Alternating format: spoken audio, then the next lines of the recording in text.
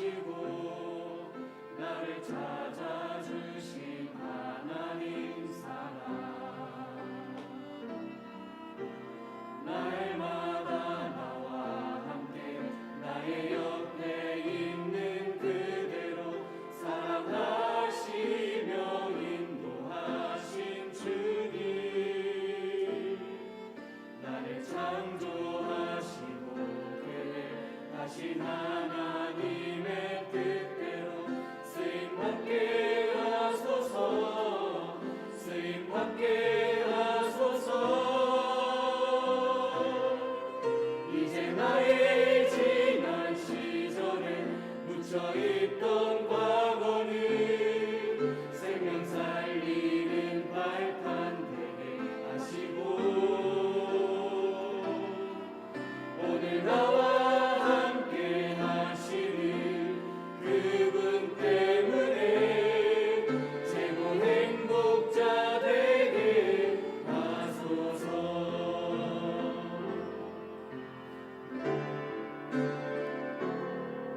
내가 나를 알기도 전에 나를 선택하시고 나를 찾아주신 하나님 사랑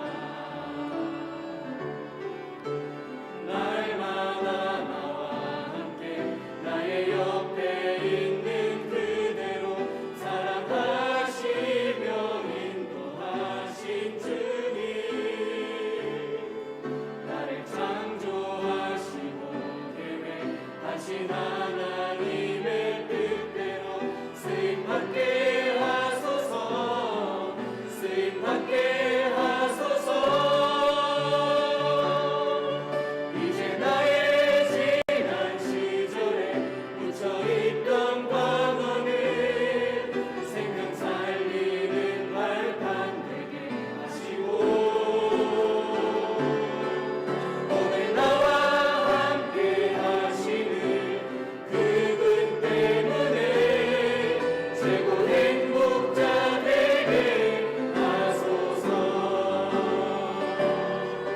이제 나의 지난 시절에 묻혀있던 과거는 생명 살리는 발판 되게 하시고 오늘 나와 함께 하시는 그분 때문에 최고 행복자 되게 하소서 최고 행복자 되게 하소서 최고 행복자 되게 하소서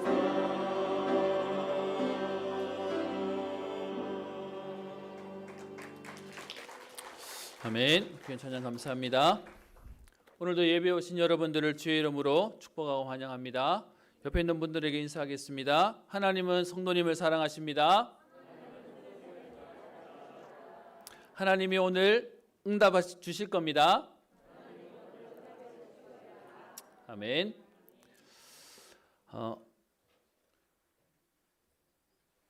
오늘은 여러분들과 함께 저는 사실 국어를 잘 못합니다.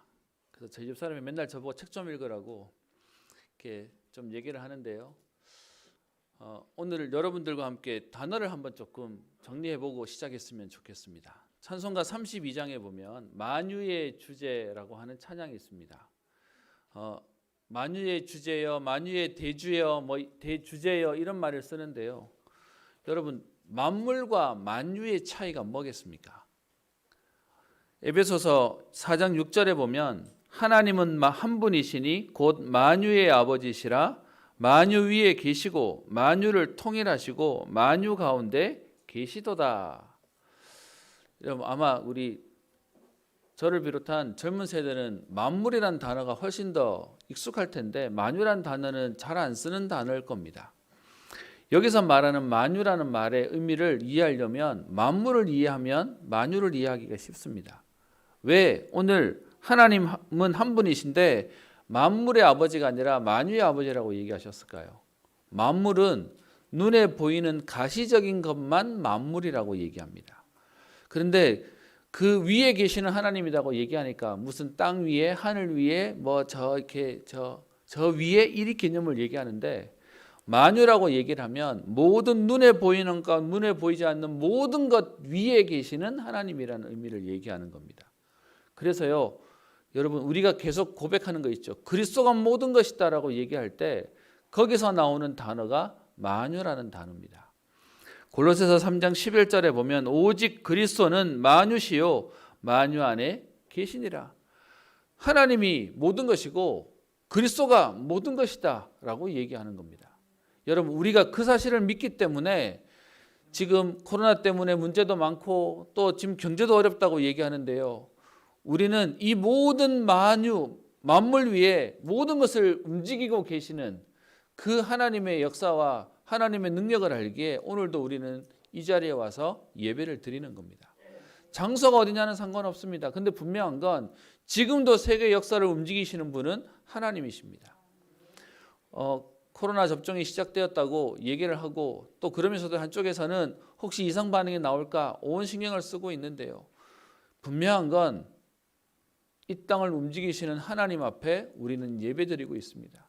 그 하나님이 나의 아버지시고 오늘 그 하나님이 우리에게 역사하시고 응답하신다면 오늘 우리에게는 새로운 새 일이 시작되어지는 겁니다. 지난주에 함께 여러분과 말씀 나눴던 그 하나님을 우리가 알고 믿고 있기 때문에 그냥 세상에 있는 이런 신 저런 신 중에 우리가 기독교를 택해서 교회를 와서 예배를 드리는 게 아니라 세상을 움직이시고 주장하시는 그 하나님을 우리가 나의 아버지로 믿고 고백하고 우리가 함께 있는 그 임마누엘의 축복 속에 예배를 드리고 있기에 오늘 저와 여러분들에게는 그 하나님이 살아계신 게 맞다면 오늘 우리에게 분명히 역사하실 겁니다. 그 하나님의 원리가 성경 속에 담겨져 있고요. 우리는 성경을 통하여 이 사실을 확인하고 또 오늘의 우리의 말씀에 우리 발의 등으로 우리 길에 하나님 주시는 인도로 우리는 그 길을 나아가는 것입니다. 우리가 계속해서 사사기 말씀을 보고 있는 가운데 본격적으로 이제 사사들의 얘기가 시작되어집니다. 사실은 3장 앞부분까지는 서론에 대한 내용들이었습니다. 왜 사사가 세워져야 되고 왜 사사가 일어나야 되는 얘기들을 계속 우리가 보게 되었고요. 이제는 하나님이 오늘은 여러분들과 3장 7절부터 11절까지만 읽었지만 3장 전체에 나오는 우리 첫 번째 사사 온니엘, 또 두 번째 사사 에훗, 또 세 번째 사사 삼가는 사실 한 절로 정리되고 있는데 우리 이들에 대한 내용을 잠깐 우리 보면서 하나님이 오늘도 세상을 움직이고 계시는 하나님의 방법과 하나님의 능력들과 우리가 그 속에서 오늘 어떻게 인도받아야 할지를 말씀을 통해 확인했으면 좋겠습니다. 우리 말씀을 함께 봅시다. 오늘 3장 7절에 보면 좀 안타까운 얘기가 나옵니다. 2장에서부터 얘기하고 있던 게 거의 우리 컴퓨터 하는 친구들은 아는데 컨트롤 C, 컨트롤 V 갖다 붙이는 것처럼 계속 반복되는 얘기가 나옵니다. 3장 7절을 볼까요? 이스라엘 자손이 여호와의 목전에 악을 행하여 자기들의 하나님 여호와를 잊어버리고 바알들과 아세라들을 섬긴지라. 하나님의 백성이 여호수아가 죽고 난 뒤에 또 여호수아와 함께한 장로들이 죽고 난 이후에 여호와를 알지 못하는 다른 세대가 일어나고 난 뒤에 그들의 모습이 계속 이렇게 돌아갑니다. 이건 무슨 원심력도 아니고요. 사사를 보내서 조금 살아나고 회복되다가 또 그 사사가 죽고 나면 또 이 일들이 반복됩니다. 오늘 7절에도 이 얘기가 나오죠. 여러분 뒤에 가서요. 11절에 사사 한 사람을 통해서 40년 동안 하나님이 평안함을 주셨는데 그 사사가 죽고 난 이후에 12절 보세요. 이스라엘 자손이 또 여호와의 목전에 악을 행하니라. 이스라엘 자손이 여호와의 목전에 악을 행함으로 여호와께서 모압 왕 에글론을 강성하게 하셔서 그들을 대적하게 하셨다라고 되어 있습니다. 여러분 이것도 안타까운데요. 더 뒤에 또 가서요. 한 번만 더 봅시다. 4장 1절에요. 그래서 하나님이 에훗이라고 하는 사사를 세웠는데 이 에훗이 죽고 난 이후에 4장 1절 이스라엘 자손이 또 여호와의 목전에 악을 행하매. 여러분 계속 반복되어지는 게 현장의 모습입니다. 여러분 시대가 바뀌었다고 얘기하지만 이 땅의 문제는 한 가지입니다. 하나님 떠난 문제예요. 그래서 하나님 만나지 않고서는 아무리 기술과 과학이 발전해도 소용없는 겁니다. 제가 지난주에 글 하나를 읽었습니다. 전기차 시대에 대한 얘기를 꺼내면서요. 여러분 지금 아마 세상이 발전하고 있기 때문에 우리 공해가 없는 또 소음이 없는 전기차에 대한 부분들이 이슈가 되어지고 있습니다. 근데 그 사설에 뭐라고 나오냐? 사실은 웃기는 얘기하고 있다는 거예요. 뭔 얘기냐? 여러분 우리나라에 공해가 없다고 공해 문제가 생긴다고 오래된 그 환경 파괴하는 주범들의 차를 우리나라는 못 쓰게 하죠. 그래서 그 차들 가지고 전부 다 어떻게 합니까? 지구 반대편 다른 나라에서 팝니다. 그러면 여러분 우리는 안 하지만 다른 나라에서 다 하고 있으면 결국 지구촌에서 같이 먹는 거예요. 그러면서 이제 역설이다 뭐 이런 얘기들을 하고 있는 내용인데 뭐 맞는 얘기라는 생각이 들었습니다. 여러분 계속 세상은 어떻게 해요? 반복되는 문제들 속에 많은 사람들이 이게 답이다 저게 답이다라고 얘기하지만 오늘 성경을 통해서 우리에게 하고자 하는 말씀은 뭐냐? 하나님 떠난 현장의 문제들을 계속 얘기하고 있습니다. 제가 예전에 들은 말이 있습니다. 붕어가 IQ가 5랍니다. 그래서 낚시로 가지고 물고기를 잡았는데 낚싯줄에 걸려온 물고기를 잡아가지고 불쌍하다고 놔주면서 다시는 물지 마라고 내보내주면요. 그 물고기가 IQ가 5밖에 안 돼가지고 까먹고 다시 와서 또 문답니다. 그래서 그 별명이 이 붕어 대가리야 죄송합니다. 붕어 머리야 이렇게 얘기하면서 바보 같은 사람한테 우리 그렇게 얘기를 합니다. 근데 이스라엘 백성들의 모습이 어떻습니까? 계속 반복해요. 근데 여러분 우리는 사사기의 옛날 얘기를 듣는 게 아닙니다. 오늘 우리도 똑같이 이렇게 갑니다. 연초에 우리가 함께 봤던 호세아서에 있는 말씀에 이스라엘 백성들이 이 사사기 시대를 지나고 왕정 시대를 지났는데 그로 수백 년이 지났는데도 불구하고요.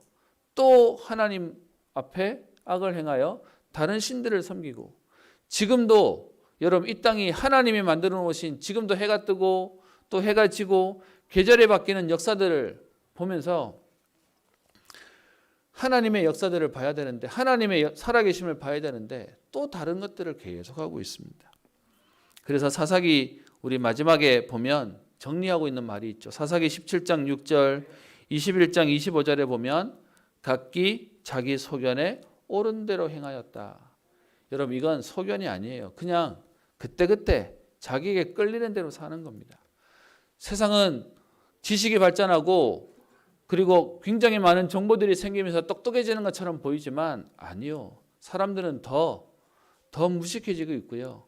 내게 있는 문제를 해결하지 못해서 여러분 예전에는 결혼해서 엄마가 아이를 키우는 건 어떤 면에서는 본능이고 본성이라고 얘기했는데 지금 여러분 애기 엄마들한테 물어보세요. 세상에서 제일 힘든 게 애기 키우는 거라고 얘기합니다.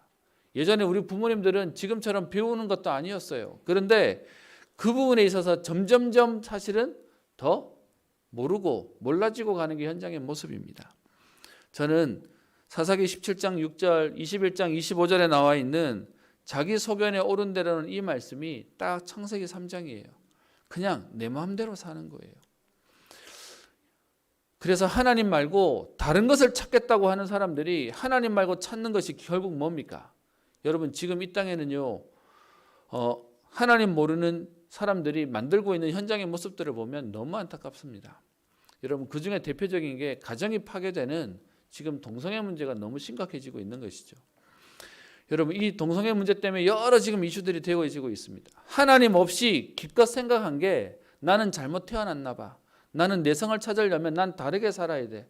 그러면서요 남자와 여자만이 아니라 유엔에 등록된 젠더 우리 종류를 가지고 수십 종이 된다고 얘기를 하고 있습니다. 이런 사람도 있고 저런 사람도 있고 여러분 하나님 없이 기준 없이 사는 사람들의 모습이 결국은 다 망가지는 겁니다.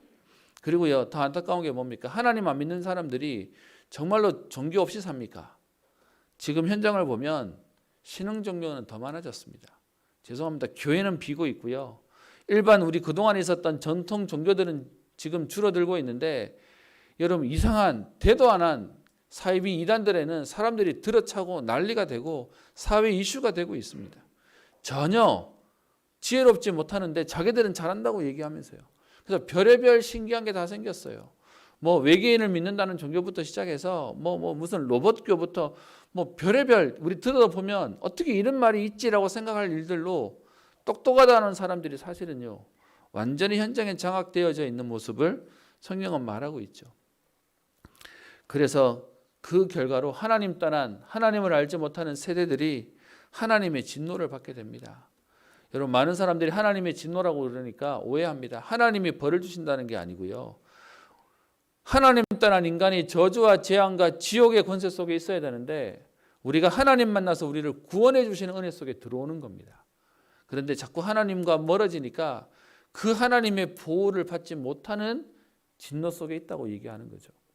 그래서 우리가 봤던 여호수아 23장 13절에 있는 말씀 가운데 얘기합니다. 그들이 너희에게 올무가 되며 덫이 되며 너희의 옆구리에 채찍이 되며 너희 눈에 가시가 되어서 너희가 마침내 너희 하나님 여호와께서 너희에게 주신 이 아름다운 땅에서 멸하리라.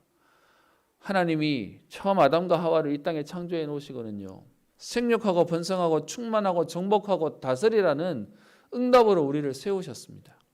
그런데 현장에 사는 게 고달프다고 얘기하고 사는 게 힘들다고 얘기하는 고통스러운 인생이 계속 반복되는 겁니다. 저는 지난주에 너무 안타까운 뉴스를 봤습니다. 아마 보신 분들도 계실 텐데요. 처음에는 기사로만 봤어요. 구미에 한 빌라의 4층에 있는 39살 된 엄마가 지난 밤에 아마 부부싸움 한 것으로 보이는 밤새 시끄러운 소리가 났는데 그 다음 날 낮 3시쯤에 창문으로 자기 6살 된 딸아이를 떨어뜨려 버리고 자기도 뒤따라 뛰어내렸습니다. 너무 시끄러운 소리가 나는 그 소리를 듣고 마침 그 옆집에 있는 1층 식당에 주인이 나와서 보다가 아이가 떨어지는 것을 보고 급하게 뛰어가서 아이를 받았다고 얘기를 하고요. 그래서 생명에는 지장이 없지만 아이가 떨어지고 엄마의 손에 의해서 아이가 떨어졌고요. 그리고 엄마도 그 뒤에 뛰어내렸다는 겁니다. 그래서 경찰을 불러서 그 집을 올라가 봤더니 그 집안에는 3살짜리 남자아이가 방 안에 우두커니 앉아 있었다는 겁니다. 여러분, 어떤 세상이 되어가지고 지금 이런 안타까운 일들이 생깁니까? 그리고 그날 저녁에 저녁 뉴스 하는 시간에 그걸 또 맞은편에서 누가 찍었어요. 그래서 그게 영상으로 잠깐 나왔습니다. 제가 보는데요, 이렇게 물론 이렇게 모자이크 처리를 해서 자세한 건 아니지만 붙잡고 있는 아이를 놓고 뛰어내리는 모습이 그대로 나왔습니다. 여러분, 이게 현장의 모습입니다. 예전에는 아이를 학대하면 계모가 했어요. 양 부모님들이 했어요. 그죠? 그런데 지금은 친부모가 자녀를 지금 망가뜨리는 현장이 오늘날의 모습이 되어져 있습니다. 여러분, 이게 현장에 지금 문제처럼 되어 있는 겁니다. 더 안타까운 건 이 안타까운 얘기를 꺼냈더니 저희 가족도 하는 말이 그럴 수밖에 없는 그 사람들이 이해된다고 얘기할 만큼 우리는 지금 고통 속에 살고 있는 게 우리의 모습입니다. 많은 사람들이 어려움을 견디지 못하고요. 어려움이 어디서 왔는지를 알지 못하고 그 속에서 자기의 소견대로 잘해보겠다고 하는 것이 계속 사실은 문제를 만들고 있는 게 현장의 모습입니다. 여러분, 이런 가운데 하나님의 역사가 오늘 시작되어집니다. 여러분, 오늘 읽었던 3장 7절, 12절 또 4장 사실 요것만 아니라 12사도가 나오는 12사사가 나오는 성경의 배경들 속의 얘기들이 전부 다 여호와 앞에 또 악을 행하고 또 악을 행하고 또 잘못하는 모습이 나오는데요. 그런데 감사한 게 뭐냐? 하나님은 우리를 포기하지 않으세요. 하나님은 우리를 모른 척하지 않으시고 그들이 다시 하나님 앞에 와서 하나님께 부르짖으면 하나님은 구원의 길을 여신다는 겁니다. 그래서 이런 안타까운 상황 속에서도 하나님의 구원이 오늘 성경 가운데 계속 반복되어져 나옵니다. 그래서 오늘 7절부터 11절에 나오는 처음 사사 온니엘 사사 한 명에 대한 이름을 기록하지만 사사기를 통해서 총 12명의 사사들을 보내셔서 하나님은 하나님의 일들을 하십니다. 이 12명의 사사의 표현들을 사사기 2장 16절에 얘기하고 있죠. 하나님이 그들을 세우시고 그들과 함께 하시고 18절에 그들을 통하여 이스라엘 백성 그들을 구원하시기를 하나님은 기뻐하시고 행하셨다라고 말씀하고 계십니다. 여러분, 어떤 면에서는 세상이 전부 다 이상하게 발악하고 세상이 전부 다 이상하게 돌아가고 있는 상황 가운데 여러분, 우리 믿는 하나님 믿는 만유의 주제가 되시는 하나님을 믿는 우리는 이 현장을 놓고 포기하는 게 아니라 그들을 살릴 우리는 전도자의 축복을 누려야 되겠습니다. 그 응답으로 하나님은 예전 사사와 같이 오늘 우리를 이 현장을 살릴 서밋으로 우리를 세우신 것입니다. 그 인물들에 대한 우리 내용을 우리 잠깐 보려고 하는데요. 3장 7절부터 11절에 있는 내용을 한번 봅시다. 이스라엘 자손이 여호와 앞에 악을 행합니다. 그 악이 뭐냐? 여러분 나쁜 짓 하고 잘못했다. 그거 나쁜 거 맞는데요. 진짜 잘못이 뭐냐? 하나님의 자녀가 하나님을 알지 못한다는 거예요. 그래서 하나님 말고 하나님 대신 다른 신을 섬기는 거예요. 좀 쉽게 얘기해 보겠습니다. 여러분이 배 아파서 자녀를 낳았는데 그리고 먹이고 입히고 키워놨는데 이 아이가 나중에 어느 날 우리 엄마 아빠 말고 다른 엄마 아빠를 우리 엄마 아빠처럼 막 섬기고 살아요. 거기다 효도하고 살아요. 여러분 그걸 보는 부모 마음은 어떻겠습니까? 어떤 면에서는 호로 자식이 되는 거죠. 이게 지금 함부로 안 되는 거죠. 지금 이스라엘이 그렇게 하고 있습니다. 그래서 8절에 여호와께서 이스라엘에게 진노하사 하나님의 방법이 뭡니까? 현장을 살리도록 현장에 영향을 주도록 세운 하나님의 백성이 현장에 있는 불신자들의 종이 되는 모습이 나옵니다. 메소포타미아 왕 구산 리사다임의 손에 파셨으므로 이스라엘 자손이 구산 리사다임을 8년 동안 섬겼더니 여러분 우리 인간이 하나님이 창조하셨고 하나님 믿도록 하나님 섬기도록 하나님께 예배하도록 창조된 인간이 하나님께 예배 안 드리잖아요. 하나님 모르잖아요. 그러면 세상의 다른 것에 복종, 다른 것에 지금 붙잡힌 인생을 살게 되는 겁니다. 그게 우상숭배라고 얘기하는 거죠. 그렇게 노예되고 포로된 인생을 사는 것이 성경에 대한 내용입니다. 여러분 우리 하나님 섬기는 게 훨씬 나아요. 많은 사람들이 그렇게 잘못된 얘기 하더라고요. 교회 다니는 게 힘들다고 얘기하고 주일날 교회 가서 예배드리고 뭐 찬양하고 헌금하고 봉사하고 뭐 이런 거 어렵다고 얘기하는데 여러분 그거 없이 세상에 내 힘으로 사는 게 훨씬 더 힘들어요. 근데 다들 거꾸로 얘기하는 거죠. 그래서 오늘 보세요. 하나님 안 섬기고 다른 거 섬겼더니 오늘 메소포타미아 왕을 섬기는데 몇 년 동안요? 8년 동안요. 가나안 땅에 정복자로 들어갔는데 세월이 지나고 난 뒤에 오히려 정복당하는 인생이 되어버린 겁니다. 여러분 이런 이스라엘 백성들이 9절에 여호와께 부르짖습니다. 그랬더니 여호와께서는요 우리를 모른 척하지 않으시고 이스라엘 자손을 위하여 한 구원자를 세워 그들을 구원하게 하십니다. 그렇게 세워진 인물이 오늘 온니엘인데요. 여러분 오늘 성경에 보면 재밌는 게 있습니다. 온니엘에 대한 표현이 전혀 없어요. 뭐만 얘기하냐? 그냥 갈렙의 아우 그나스의 아들 온니엘이다라고 말하고 있습니다. 여러분 왜 오늘 사사에 대한 내용을 표현 안 했을까요? 주인공이 사사가 아니에요. 하나님이 주인공이세요. 그래서 하나님이 들어 쓰시니까 오늘 이 온니엘을 통해 하나님은 역사하셨다라는 말을 얘기하는 거예요. 그래서 여러분 진짜 복음을 알고 나면 위인이 중요하지 않아요. 하나님의 전능하심과 하나님의 역사하심이 더 중요한 거죠. 실제로 여러분 이 비슷한 내용이 어디 있습니까?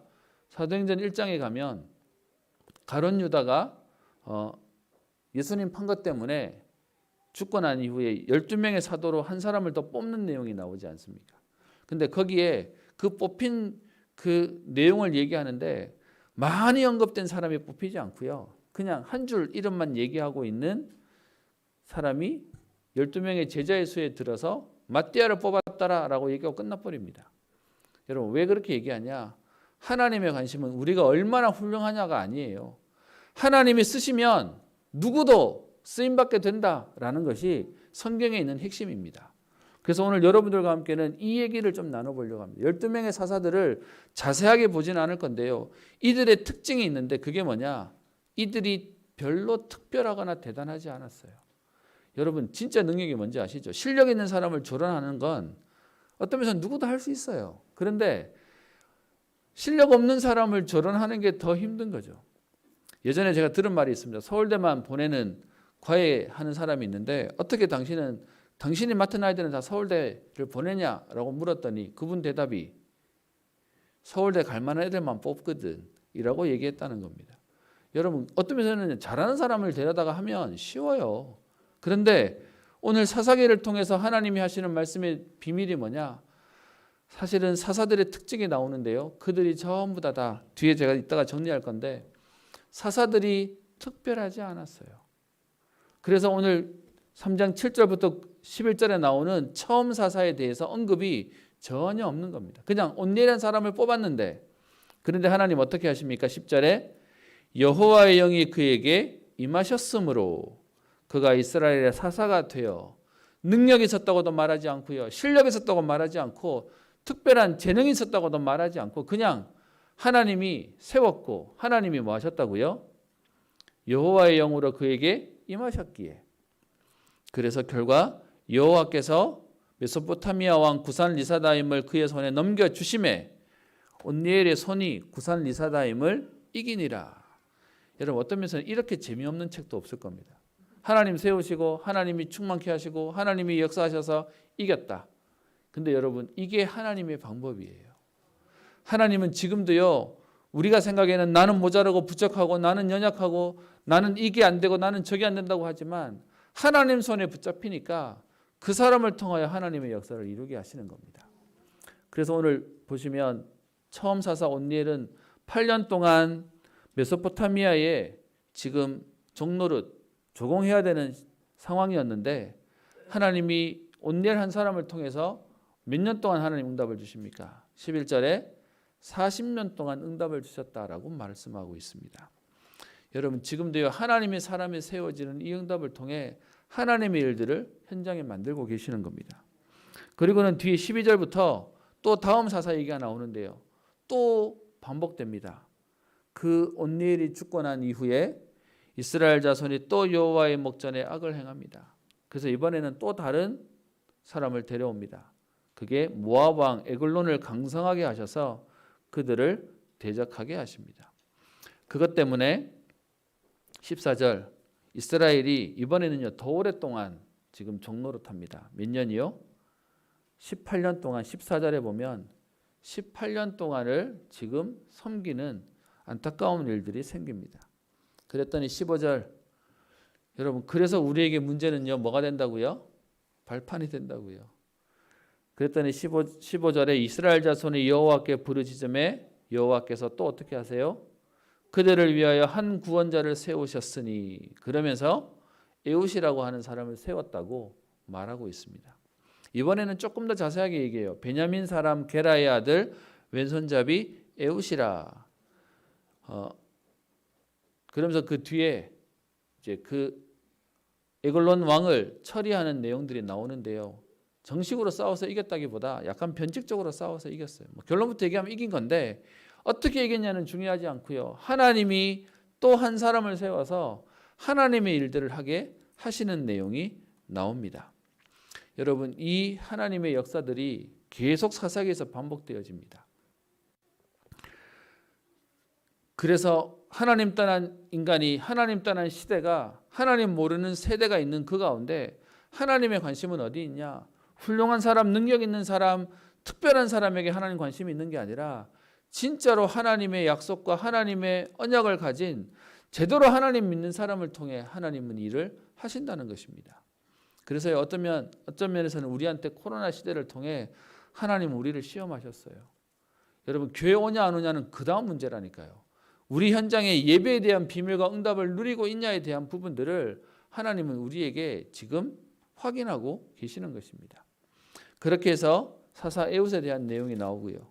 그리고는 여러분 그 뒤에 보시면 30절, 그날에 모압이 이스라엘 수하에 굴복함에 이 에웃 한 사람 때문에 하나님이 역사하시는 장면이 나옵니다.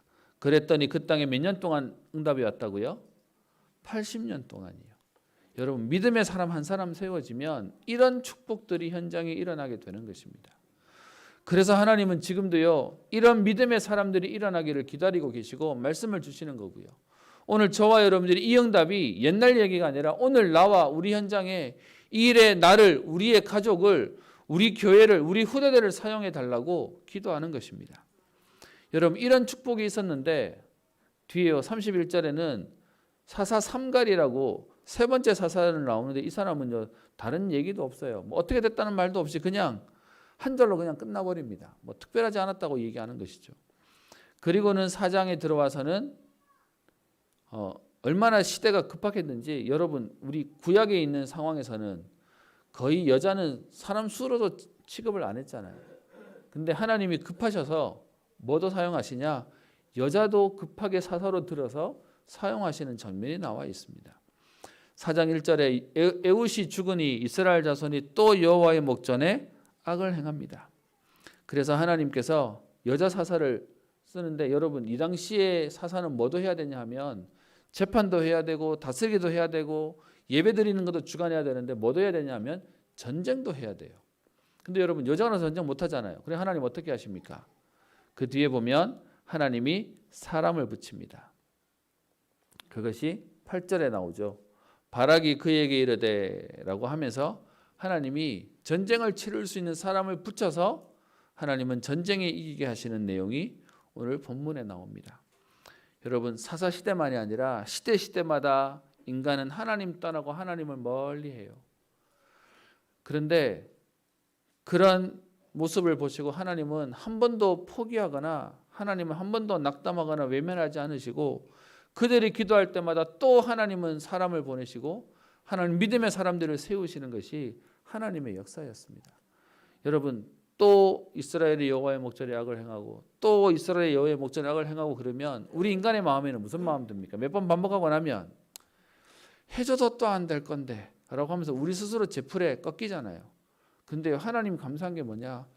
이 일을 포기하지 않으시고 지금도 하나님의 방법은 믿음의 사람을 통해 하나님 일을 하시는 겁니다. 그 흐름이 오늘 2021년까지 오늘 여기까지 오게 된 겁니다. 그러면 지금도요 우리가 사실 낙담하고 실망하고 우리가 시험 드는 건 뭡니까? 세상에 부조리한 거, 불합리한 거, 틀린 거, 안 되는 것 때문에 우리는 낙심하잖아요. 그런데 하나님은 거기에 전혀 반응하지 않으시고 오늘도 하나님은 하나님의 사람을 통하여 하나님의 일을 하신다는 겁니다. 그러면 우리가 오늘 여러분들과 함께 말씀에 무엇을 봐야 되겠습니까? 제가 제목을 하나님의 전능하심이라고 잡았는데요. 사사들의 특징을 보면 사사가 훌륭하거나 대단하지 않아요. 저는 성경 보면서 예전에는 다윗이 훌륭했고 요셉이 훌륭했고 성경에 응답받은 엘리야가 훌륭했고 모세가 훌륭했다고 알고 있었습니다. 그런데요 아니더라고요. 그들이 훌륭한 게 아니라 그들을 사용하시는 하나님이 그들을 훌륭하게 하셨더라고요. 여러분 그래서 이 사실을 알고 난 뒤에 제가 더 소망이 생겼어요. 모자라는 제가 감히 하나님 말씀 심부름하겠다고 들어올 수 있었던 이유도 뭐냐? 하나님이 전능하시니까에 대한 부분이 믿어지고 확신이 되더라고요. 그러면 오늘 사사의 특징을 봅시다. 오늘은 우리 3장에 있는 내용, 우리 4장의 드보라까지만 우리 볼 건데요. 이 사사들의 특징이 있는데 이들의 특징이 뭐냐 하면 사실은 다들 결함이 있었어요. 뭔가 그 시대에 뛰어난 지도자 그룹이 아니라 사실은 그들은 각각 개인마다 이런저런 문제들이 많이 있었습니다. 여러분 이 당시에 사사기 시대만 해도요. 그 모든 문화들이 이렇게 혈통이 중요해서 세습이었잖아요. 이렇게 왕가 뭐 이렇게 지도자 가문, 레위 가문 이렇게 되었었는데 사사 시대는요 그렇게 안 써요. 우리 알고 있는 첫 번째 온니엘은 갈렙의 아우라고 얘기하니까 유다 지파였고요. 그리고 그 뒤에 에훗은 오늘 베냐민 지파라고 얘기하고요. 또 그리고는 저 뒤에 드보라에 대한 얘기를 꺼내면서 드보라는 에브라임 지파다라고 얘기하면서 지금 그때그때마다 하나님이 여기서도 쓰시고 저기서도 쓰세요. 그 얘기는 이 혈통이 전달되어질 만큼 흐름이 전혀 없었던 거예요. 그러니까 하나님 어떻게 오늘은 이거 가지고 쓰시고 오늘 이 사람을 통해 하나님 일들을 하셨던 거예요. 여러분 그렇게 말한다면 우리 여러분 생각에 나는 교회 오래 못 다녔는데요. 나는 아는 게 많이 없는데요. 나는 직분도 없는데요. 나는 열심도 없는데요. 그렇다고 우리는 배제되겠습니까? 아니요. 하나님이 들어 쓰시면 가능한 겁니다. 그래서 사사기를 통해서 우리가 봐야 될 것은 인간의 훌륭함과 인간의 능력과 전혀 상관없이 하나님의 전능하심으로 하나님의 일들을 이루어 가시는 것입니다. 그래서 우리가 사사들의 특징이 이들은 훌륭하지 않았다. 그 훌륭하지 않았던 일들 가운데 몇 가지만 얘기해도요. 여러분 우리가 알고 있는 다섯 번째 사사가 기드온인데 그가 300명의 사실은 용사가 아니라 그냥 300명 데리고 전쟁을 크게 이겼죠. 그런데 그 이후에 기드온의 말년은 사실은 또 무너지는 얘기가 나오고요. 또 여덟 번째 사사였던 입다 같은 경우에는 아예 출신 자체가 기생의 아들로 그가 기생의 아들이기 때문에 나머지 있는 가족들이 쫓아내요. 너는 우리 유업 못 받을 거니까 나가라고. 그래서 쫓겨나서 뭐 하냐? 성경의 표현에 잡류들과 어울렸다라고 얘기할 만큼 그냥 건달 생활을 했어요. 그런데도 암몬 자손 때문에 어려움을 당하니까 아마 싸움을 잘했나 봐요. 네가 지도자가 돼달라라고 부르니까 이 입다가 와서 그 전쟁에 하나님께 쓰임받는 내용이 사사기 11장에 나옵니다. 이런 사람도 하나님 쓰셔야 전쟁에 크게 해서 승리하게 하세요. 근데 더 웃긴 건 뭔지 아십니까? 이 사람이 하나님이 쓰셨지만 보고 배운 게 그거라서요. 제가 주변에 우리 목회자들도 보니까 그런 분들이 있으시더라고요. 불신자로 살다가 완전히 세상 말로 망하거나 아니면 완전 다른 길에 있다가 하나님 은혜 주셔가지고 목회자가 됐는데 여전히 그분이 옛날에 가지고 있었던 기질이 너무 좋아가지고 한 번씩 술 생각도 난다 그러시고 막 노래방도 생각난다 그러시고 하시더라고요. 저는 그런 갈등은 없습니다. 좀 재미가 없어서 그러지. 뭐 이게 전데 여러분 그게 체질이다 보니까 입다라는 사람을 하나님이 사용하셨지만 전쟁을 치르면서 하나님 앞에 서원해요. 하나님 이 전쟁에서 이기게 하시면 내가 전쟁 치르고 돌아갔을 때 나를 제일 먼저 반겨주는 사람을 번제물로 드리겠습니다. 라고 서원해요. 사람을 번제물로 드리겠다고요. 그래가지고 전쟁을 치르고 정말 승리하고 돌아왔는데 집에 갔더니 누가 제일 먼저 나오냐? 무남덕녀 외동딸이 나와서요. 그래서 그걸 보고는요. 결국 그 딸을 2달 뒤에 바쳐요. 여러분 이런 말도 안 되는 일들이 벌어져요. 여러분 그래서 우리가 알고 있는 이 사사기의 제일 유명한 사사가 누구냐 하면 삼손입니다. 여러분 삼손 하나님 쓰시긴 하셨지만 그의 인생 여러분 우리 보시면 아시잖아요. 어떻게 저런 사람도 하나님 쓰시냐고 할 만큼 내 기생이랑 어울리고 내 그냥 그 나신이라 포도 좀 먹지 말라고 얘기했는데 근데 내 그거랑 살았던 사람이지 않습니까? 그런데도 하나님이 쓰셨다니까요. 그럼 이걸 보고 우리가 오늘 적용해야 될 게 있습니다. 그게 뭐냐? 첫 번째요. 우리는 자꾸 성령의 역사를 우리 스스로 제한합니다.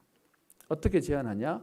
그 사람의 인격을 보고 그 사람의 성품을 보고 이래서 안 될 거야. 저래서 안 될 거야. 아니요. 하나님은 성령은 인간에 있는 성품과 성향의 인성에 제한받지 않으십니다. 여러분 이건 우리에게 굉장한 희망이지 않습니까? 내가 좀 모자라는데 성령은 거기에 제한받지 않으신다는 거예요. 그래서 여러분 빨리 우리의 기준을 바꿔야 됩니다. 무슨 말이냐? 우리가 생각하기에 저런 사람 안 될 거야. 나는 안 될 거야. 여러분 그건 우리가 그럴 의도가 아니지만 성령을 제한하는 거예요. 하나님 앞에는 안 될 이유가 전혀 없는 겁니다. 그게 우리가 봐야 될 첫 번째 적용이에요. 성령의 역사는 시공간을 초월합니다. 어떤 것에도 매이거나 제한받지 않습니다. 두 번째요. 그래서 개인의 능력과 개인의 능력이 아니라 하나님의 주권 가운데 하나님이 사용하신다는 겁니다. 그래서 여러분 우리의 인사가 세계복음 합시다잖아요. 여러분 솔직히 우리 세계복음 합시다 하는 우리가 사실은 세계는커녕 지금 뭐 우리 뭐 없잖아요. 그런데 남들이 보면 웃을지 모르지만 저는 하나님의 성령의 역사와 하나님의 절대 주권을 믿습니다. 하나님이 하나님의 방법대로 기가 막히게 하나님의 역사들을 이루어 가실 겁니다. 여러분 어떤 면에서 우리나라가 그동안 전쟁의 역사와 많은 우리 산업화의 발전들 속에 우리나라가 오명이 하나 있었지 않습니까? 오명이 아니죠. 실제였으니까. 가장 해외로 입양을 많이 보내는 아이 수출국이라고 하는 안타까움도 있었습니다. 근데 여러분 그렇게 입양되어 있는 아이들 중에 인생이 바뀌어지는 내용들도 우리가 여러 번 봅니다. 하나님의 역사가 우리에게 어떻게 일어날지 모르는 겁니다. 그리고요 또 하나 더 이해할 건 하나님이 사용하시긴 하셨지만 이 사사시대가 그것이 하나님이 쓰시는 사람들에게조차 문화가 되어질 만큼 당시에 타락하는 게 그냥 이렇게 흐름이었다는 겁니다. 예전에 우리 전도자 목사님이 그런 표현을 하셨습니다. 아무도 안 하고 있기 때문에 조금만 해도 하나님 응답하신다. 여러분 무슨 말입니까? 하나님 앞에 하나님은 지금 100점짜리를 찾는 게 아니고요. 남들보다 언약 붙잡는 사람을 하나님 쓰신다는 겁니다. 여러분 그렇다면 나도 희망이 있잖아요. 우리도 희망이 있는 거잖아요.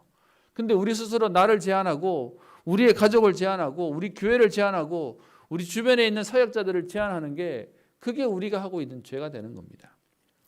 그래서 여러분 하나님의 방법은 오늘 우리에게 분명히 얘기합니다. 하나님께서 오늘 3장 9절에 있는 하나님께서 한 구원자를 세우시고 하나님이 그에게 하나님의 영으로 임하시고 그리고 하나님의 손이 그들과 함께 하셔서 하나님의 응답을 이루게 하시는 겁니다.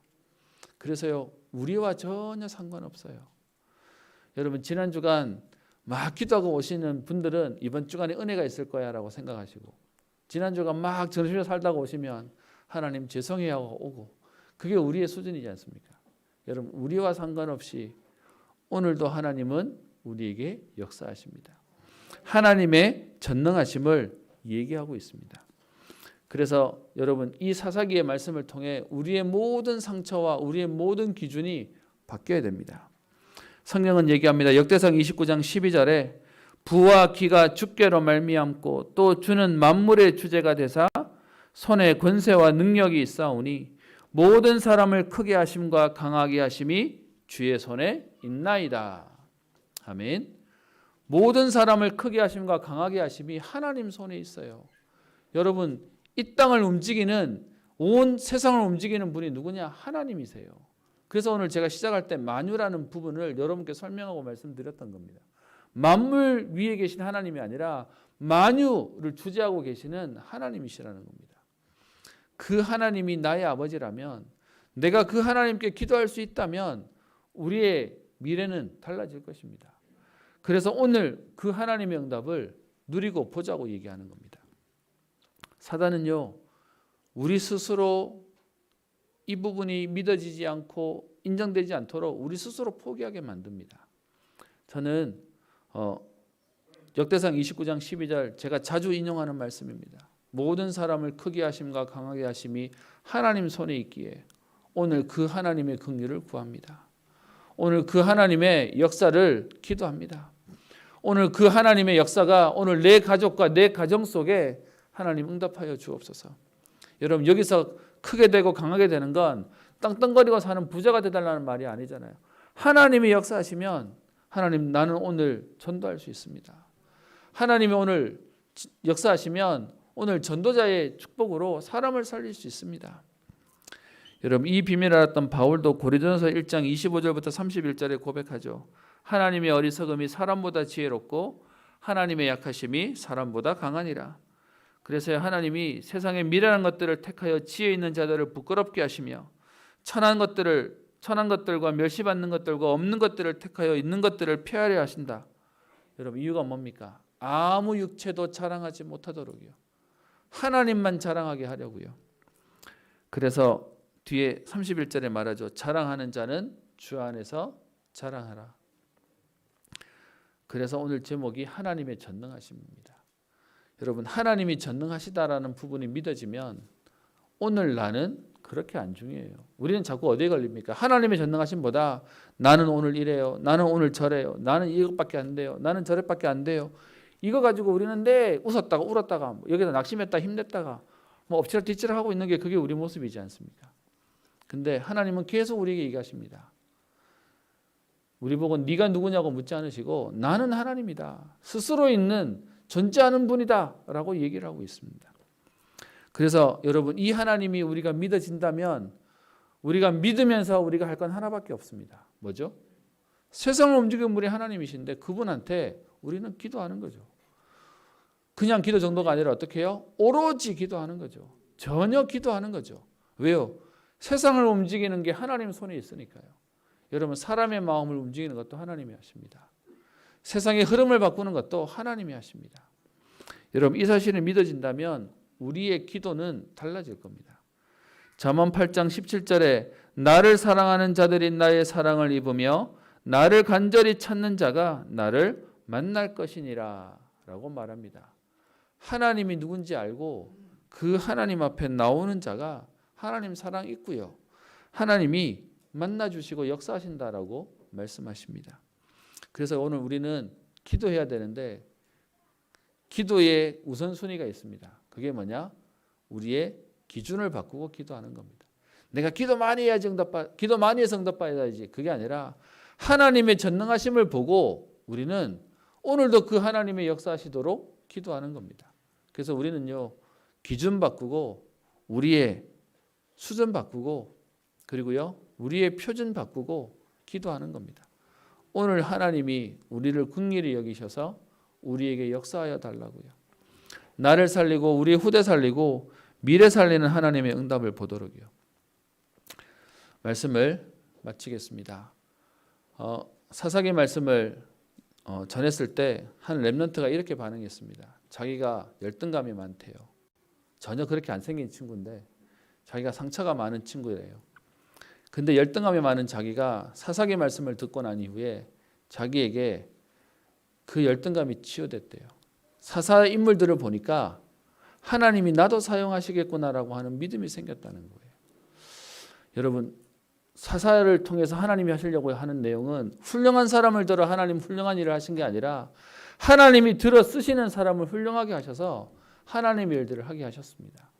오늘 그 하나님의 전능하심의 은혜와 비밀을 알고 그 축복을 누려 여러분 때문에 여러분 가정 살리고 여러분 후대 살리고 여러분의 현장 살리고 미래 살리는 주역의 응답 누리시기를 주의 이름으로 축원합니다. 하나님께 기도합니다. 살아계신 하나님 아버지 감사합니다. 오늘도 예배 자리에 있게 하시며